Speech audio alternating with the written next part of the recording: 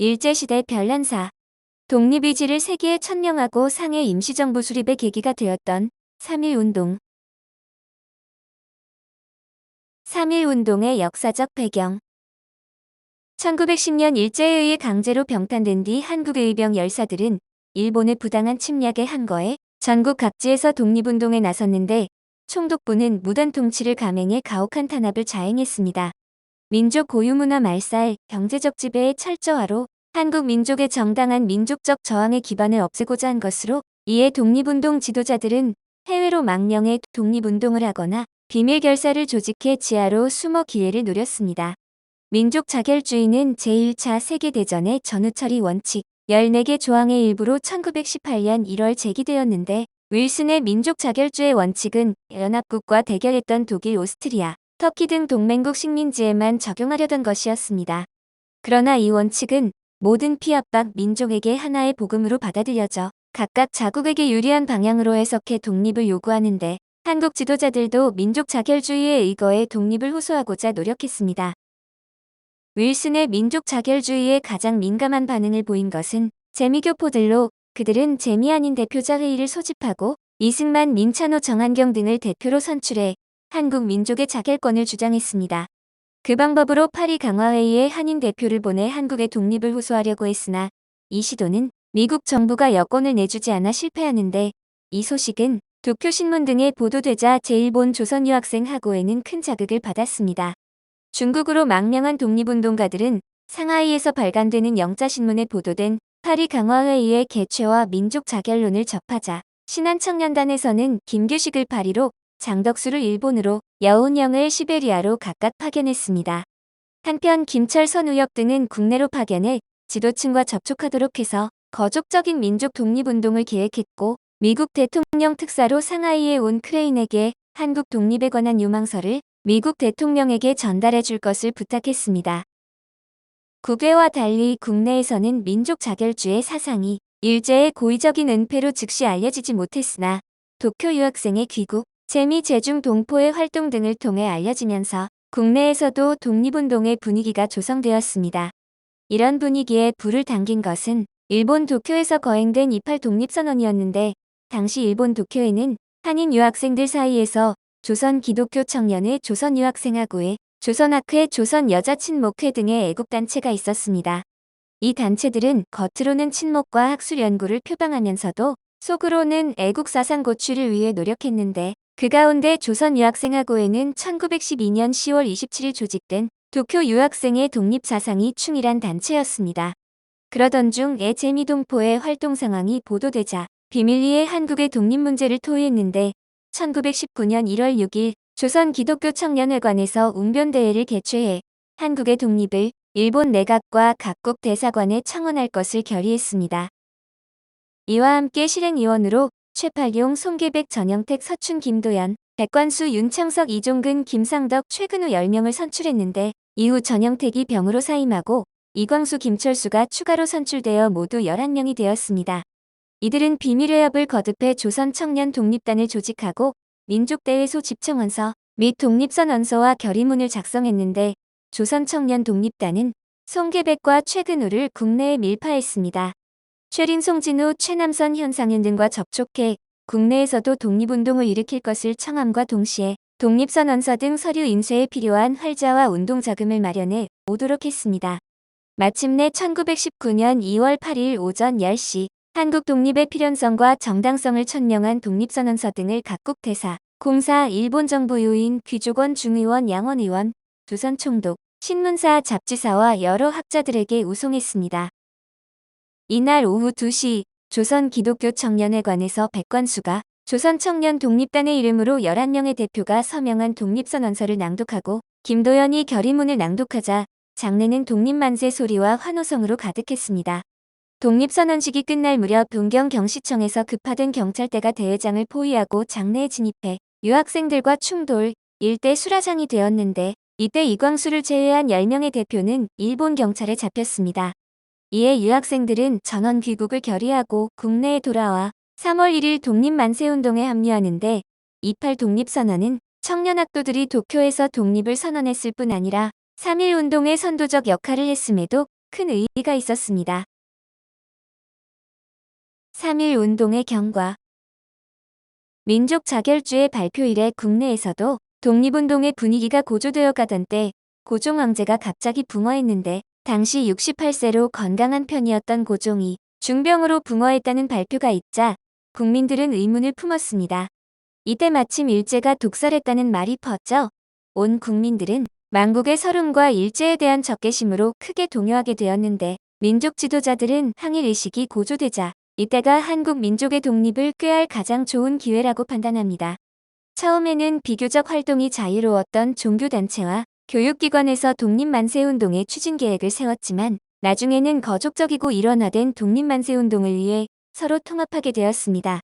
천도교 측에서는 중진인 권동진과 오세창이 1918년 12월경부터 자주 만나 민족의 장래와 세계 정세를 논의하던 중 독립운동을 일으킬 가장 좋은 기회라고 생각해 동지를 규합하기로 했습니다. 먼저 최린에게 이 사실을 말했는데 최린은 28 독립선언 계획 당시 국내에 밀파된 송기백으로부터 일본 내 소식을 듣고 독립운동을 일으켜야겠다고 생각하고 있어 즉시 합류했습니다. 이들 3인은 천도교의 지도자 손병희를 방문했고 천도교 측의 주도체가 형성되어 구체적인 추진 계획을 세우게 되었는데 독립운동의 3대 원칙으로 독립운동 대중화, 일원화, 비폭력적 등을 결정했습니다. 독립선언서를 발표해 여론을 환기시키고 일본 정부와 귀족원, 중회원 및 조선 총독에게 국권 반환 요구서를 보내며 미국 대통령과 파리 강화회의에 독립청원서를 제출해 일본에 압력을 가해 독립을 성취하기로 합의했습니다. 그들은 이런 운동을 천도교 단독으로 하는 것은 불가해 기독교, 불교, 유림 등 각 교단을 총망라하기로 하고 대한제국시대 유지들을 민족 대표로 추대할 것에 합의했습니다. 이에 송진우, 최남선 등은 박영유, 한규설 등 한말의 인사들과 협의했으나 성과를 얻지 못해 천도교 측 추진체는 실망해 한때 포기를 고려하기도 했지만 다시 종교단체와의 문제를 토의했습니다. 기독교 측에서도 독립운동 계획이 있음을 안 최남선은 기독교 측의 대표 자격인 이승훈에게 연락해 서울로 오도록 해서 교섭이 시작되었는데 이승훈은 송진우, 신익희에게 계획을 듣고 합류하기로 했습니다.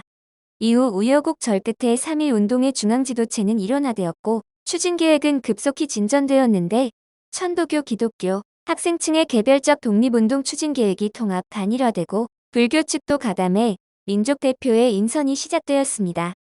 천도교 측에서는 2월 25에서 27일에 걸쳐 서울에 사는 사람 또는 지방 간부로서 당시 천도교 기도회의 종료 보고와 국장에 참배하기 위해 서울에 와 있던 11명과 손병희, 권동진, 오세창, 최린이 서명해 15인이 되었습니다. 11명은 이종일, 권병덕, 양한묵, 김한규, 홍기조, 흥김능능능은 박준승, 나인혁, 임예환, 이종훈이었고 불교 측의 한용운, 백용성이 가담을 했습니다. 기독교 측에서는 이승훈, 양전백, 오하영, 박희도, 최성모, 이필주, 김병조, 김창준, 유여대, 이명용, 박동환, 정춘수, 신석구, 이갑성, 길선주, 신홍식 등 16명이 서명해 민족 대표는 모두 33인으로 결정되었습니다. 유림 세력도 적극 동참하기로 했으나 유림 대표 김창숙, 김정호는 모친의 와병으로 늦게 도착해 서명할 기회를 놓쳤는데 선언서에 유림 대표의 이름이 없는 것을 알고 막대한 죄를 지었다며 뒹굴며 통곡했다고 합니다. 그러자 군중들은 통곡은 왜 하느냐? 나라를 망칠 때는 너희들이 온갖 죄악은 다 지어놓고 민족적 독립운동에는 한 놈도 끼지 아니하였으니 이러고도 유림이라 오만하게 자부하려느냐고 욕설을 퍼부으며 멸시했습니다.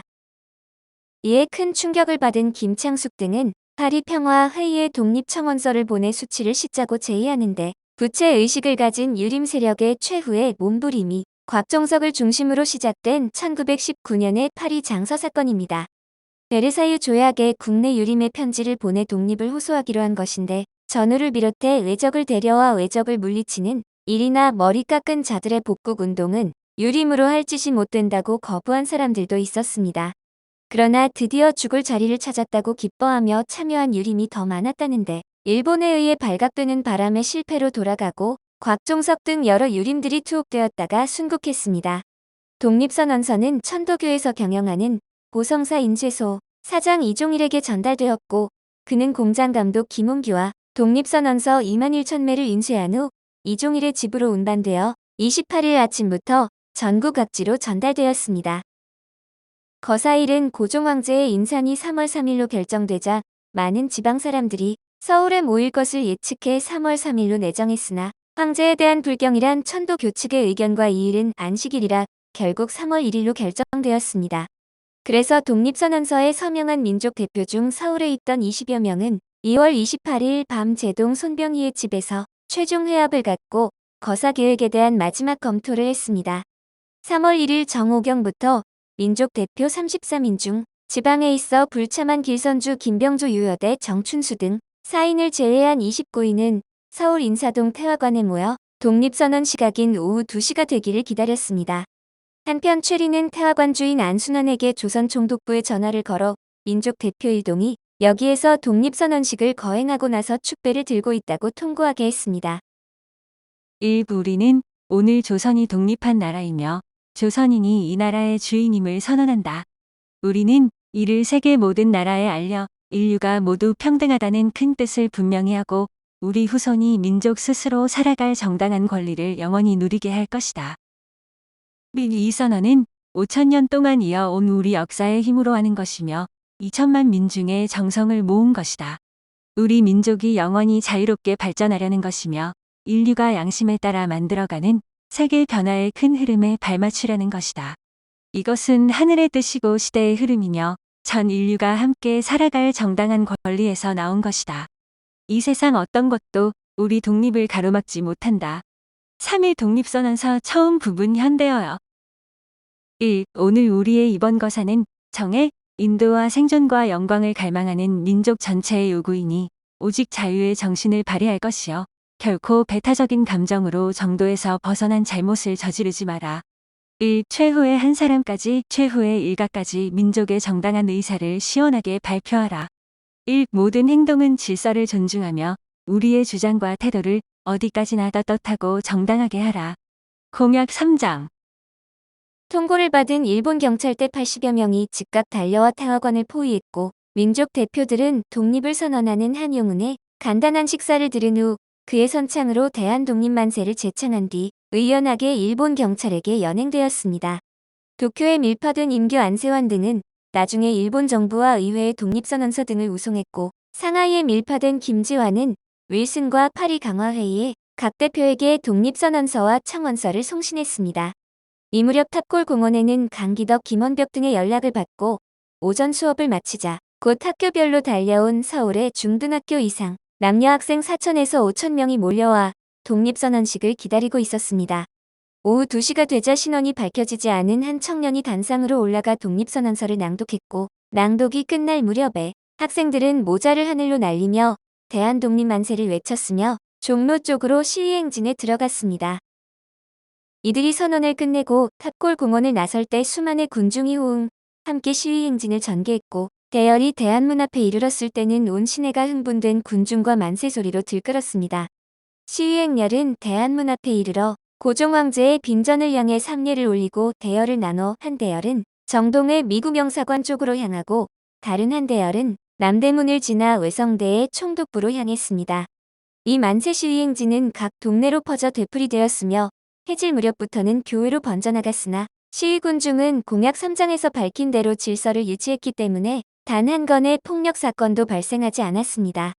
그러나 일본 군대와 기마 경찰의 무력 저지로 인해 평화적 시위를 하던 군중들은 강제 해산되고 주모자 130여 명이 체포 구금되었습니다. 3월 1일에 독립만세운동을 벌인 곳은 서울만이 아니라서 평양, 진남, 포안주, 의주, 선천, 원산 등 이북지방에서도 비슷한 형태의 독립선언식과 만세시위운동이 전개되었습니다. 이들 도시가 서울과 같은 날에 만세운동을 일으킨 것은 경의선과 경원선의 철도변에 위치하고 있어 연락이 쉬웠기 때문이며 3.1 운동을 추진했던 민족 대표 중 기독교 측 대표들이 대부분 이 지방 출신이기 때문이었습니다.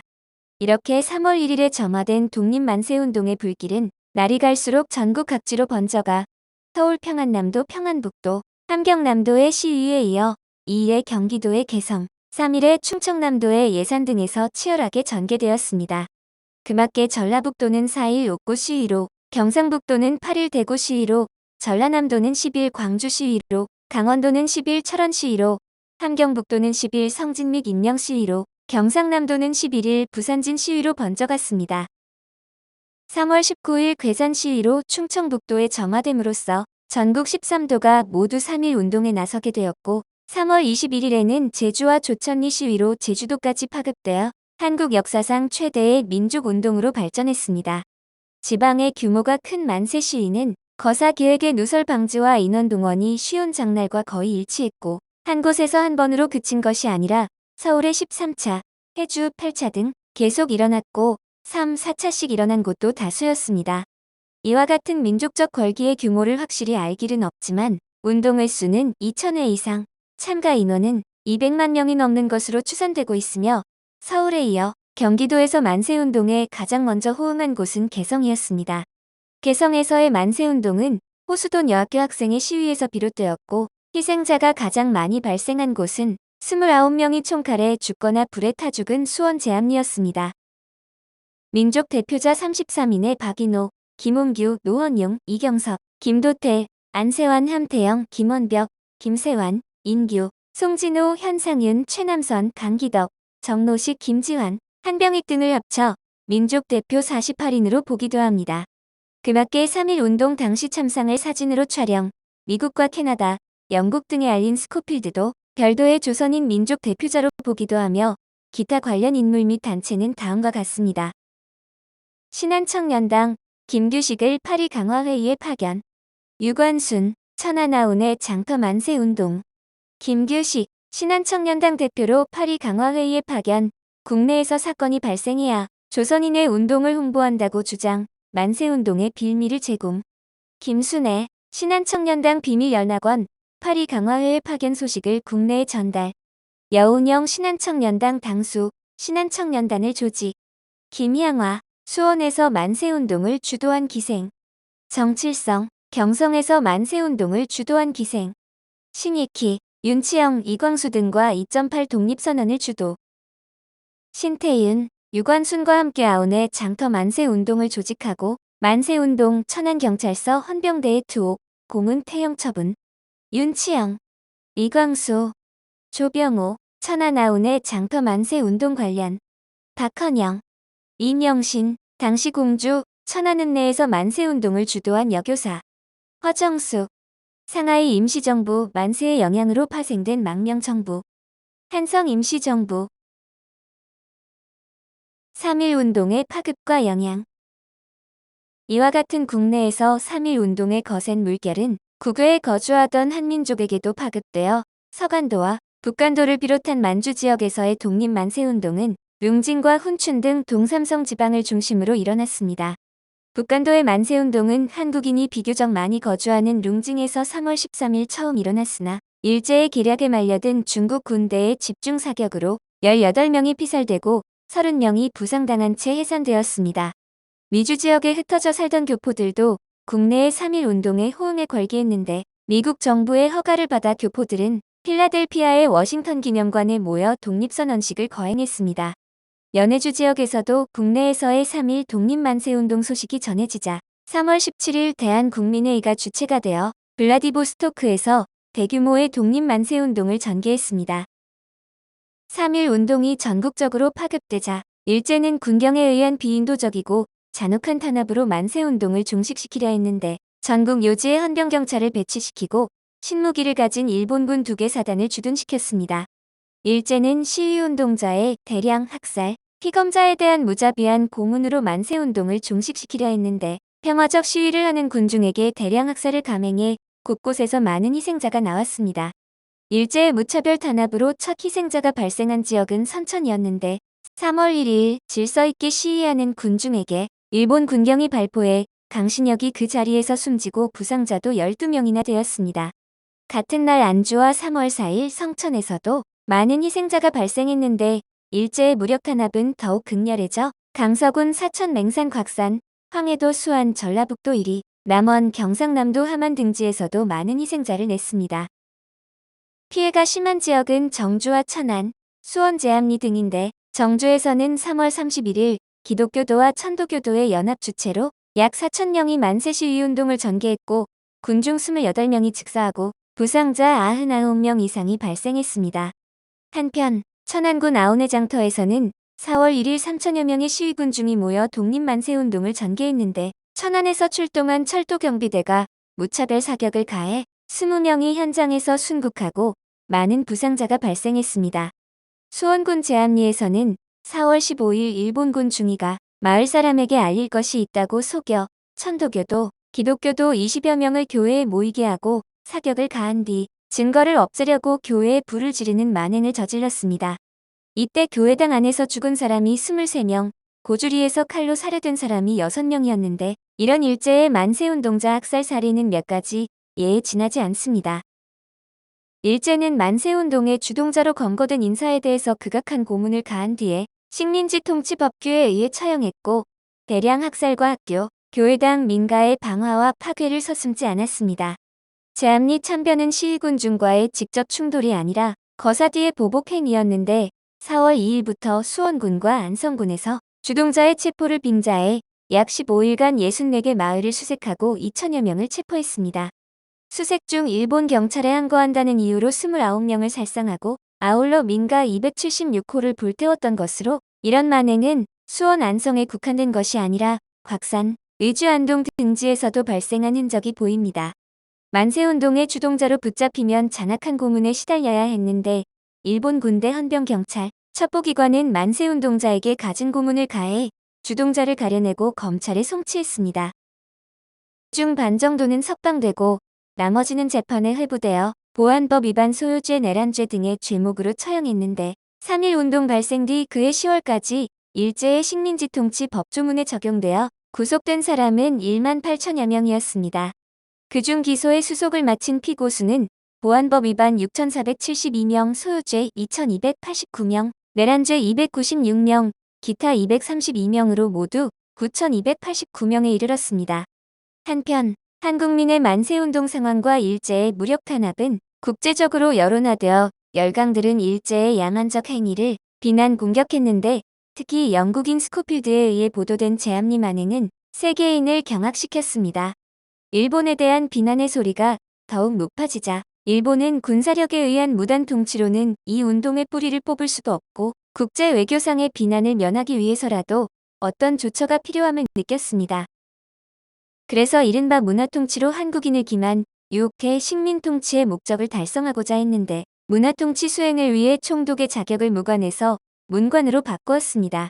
새로 임명된 총독은 무관의 상징인 제복과 패검을 폐지하고 헌병경찰제 대신 보통경찰제로 바꾸었으며 전근대적인 태형제도도 없앴고 언론 탄압도 일시 완화해 동아일보, 조선일보, 시사일보 등의 발행을 허가했습니다.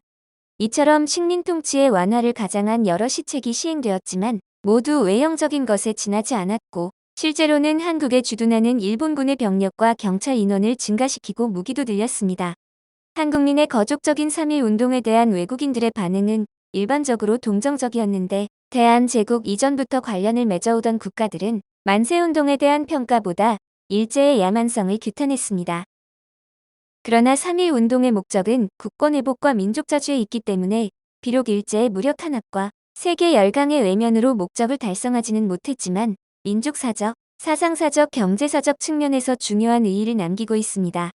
민족사적 의의로는 3.1운동으로 세계의 이목을 집중시켜 한국민에 대한 인식을 새롭게 했고 이로 인해 중국 상하이에 대한민국 임시정부가 수립되었다는 것을 꼽을 수 있습니다. 또한 끈질기고 강렬한 독립투쟁 정신을 고취했을 뿐 아니라 일제의 무단 통치 방법을 문화통치로 바꾸게 했고 민족의식과 민족정신에 새로운 자각과 힘을 주어 민족 자립의 기초를 다지게 했습니다.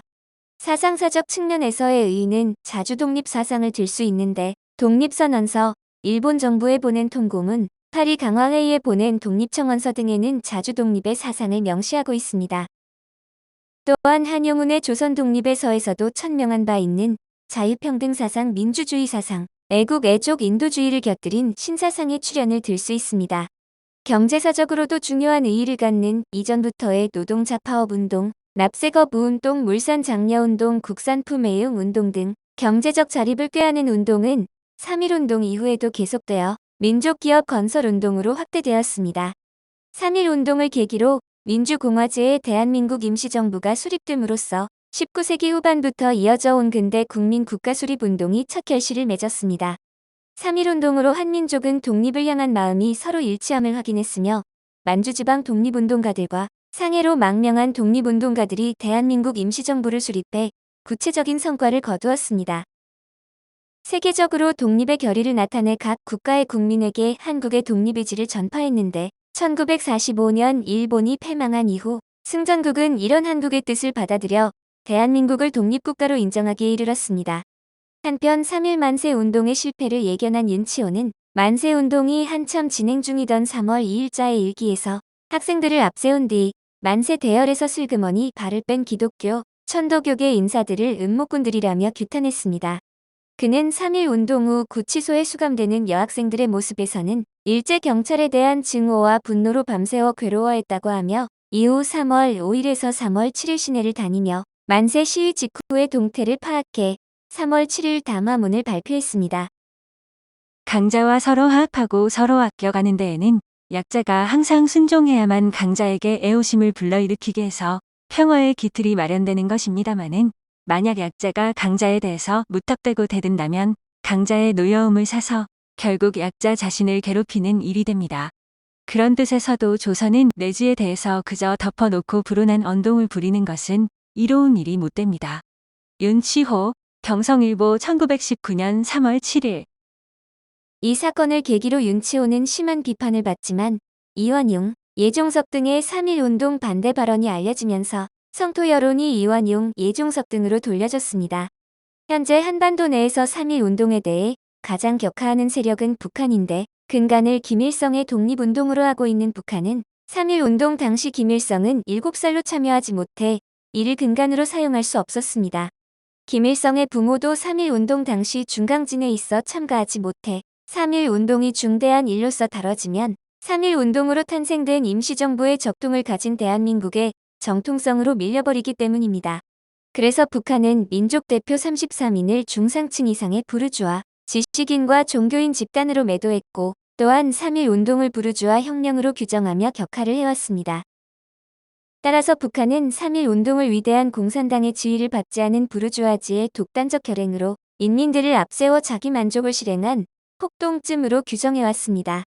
3.1 운동 직전에 일본 측에게 들통날 뻔한 위기가 한 차례 있었는데 천도교에서 운영하는 인쇄소에서 독립선언서를 인쇄하던 도중 종로경찰서 고등계 형사인 신철이 이를 발견했다고 합니다. 그러자 민족 대표 중 하나였던 최린이 신철을 만나 돈을 주며 당신은 조선 사람이냐, 일본 사람이냐고 묻고 며칠간만 입을 다물어 달라고 통사정을 했다고 합니다. 돈을 받았는지는 불분명하지만 신철이 이를 묵인한 것은 사실이며 이후 신철은 체포령이 떨어지자 유치장에서 숨겨뒀던 청산가리로 자살을 했다고 합니다.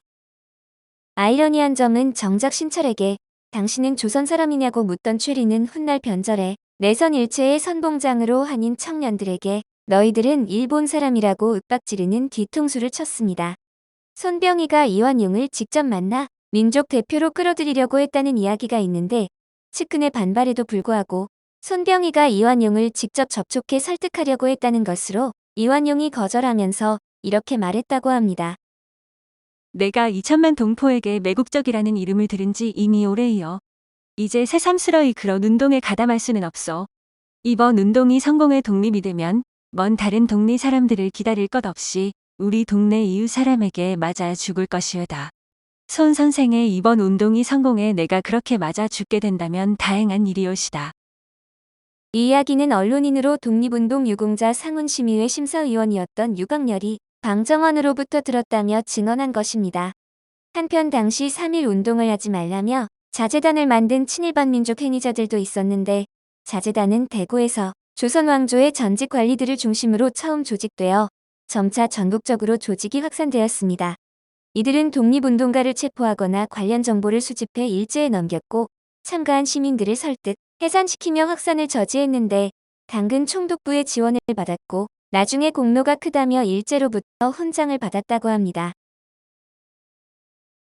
오늘 일제 36년은 일제시대 별난사로 독립의지를 세계에 천명하고 상해 임시정부 수립의 계기가 되었던 3.1 운동이었습니다.